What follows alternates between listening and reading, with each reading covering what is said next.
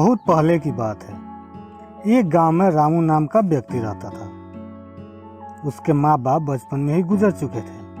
वह खेतों में काम करके अपना गुजारा बड़ी मुश्किलों से करता था। उसके पास एक मुर्गी थी जो उसको रोज एक अंडा देती थी। जब उसके पास कभी खाने के लिए कुछ नहीं होता तो वह रात को अपनी मुर्गी का अंडा खाकर ही सो जाता था। उसके पड़ोस में एक दिनेश नाम का व्यक्ति रहता था। वह रामू को देखकर बहुत जलता था। जब उसने देखा कि रामू अपना गुजारा सही से कर रहा है तो उसने एक दिन रामू की मुर्गी चुरा ली जब रामू घर पे नहीं था। इसके बाद दिनेश मुर्गी को मारकर पकाकर खा गया। जब रामू घर पर आया और उसने घर पर मुर्गी को नहीं देखा तो इधर उधर अपनी मुर्गी को ढूंढने लगा।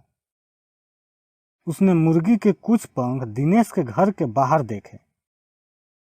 अब रामू को शक हुआ और उसने दिनेश से बात करी। दिनेश ने बोला, मेरी बिल्ली एक मुर्गी पकड़कर लाई थी, मैंने उसको पकाकर खा ली, मुझे क्या पता था कि वह तुम्हारी मुर्गी है। रामू ने दिनेश से कहा कि वह उसकी शिकायत न्यायाधिकारी से करेगा। यह बात सुनकर दिनेश डर गया और उसने मुर्गी के जगह एक छोटा सा बत्तख दे दिया।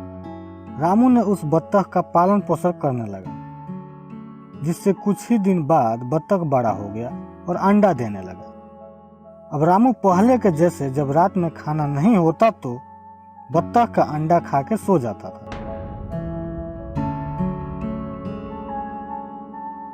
एक रात को जब बहुत बारिश आ रही थी तो एक साधु भींगता हुआ आया और रहने की जगह मांगने के लिए दिनेश के घर में पहुंचा, लेकिन दिनेश ने उसको मना कर दिया।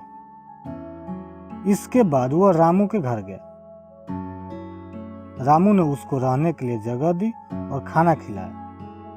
अगले सुबह वह रामू के घर से जाने लगा, लेकिन जाते हुए उसने रामू के बत्तख के सिर पर हाथ फेरा। इसके बाद जब बत्तख ने अंडा दिया तो वह सोने का था। रामू यह देखकर बहुत खुश हुआ। अब बत्तख जब भी अंडा देता तो वह सोने का होता था। सोने का अंडा बेचकर रामू की सारी गरीबी दूर हो गई,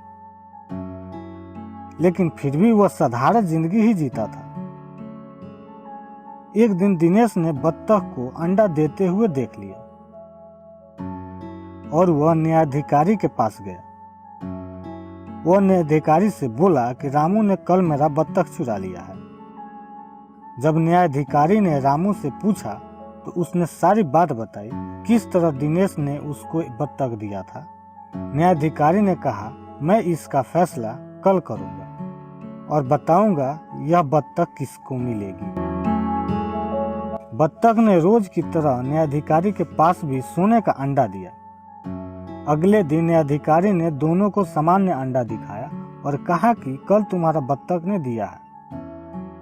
अलग अलग पूछने पर रामू ने न्यायाधिकारी से सच बताया कि उसका बत्तख सोने का अंडा देता है, जबकि दिनेश ने कहा कि उसका बत्तख सामान्य अंडा देता है। न्यायाधिकारी ने एक नया बत्तख लेकर दिनेश को दे दिया और रामू को सोने का अंडा देने वाली बत्तख दे दी।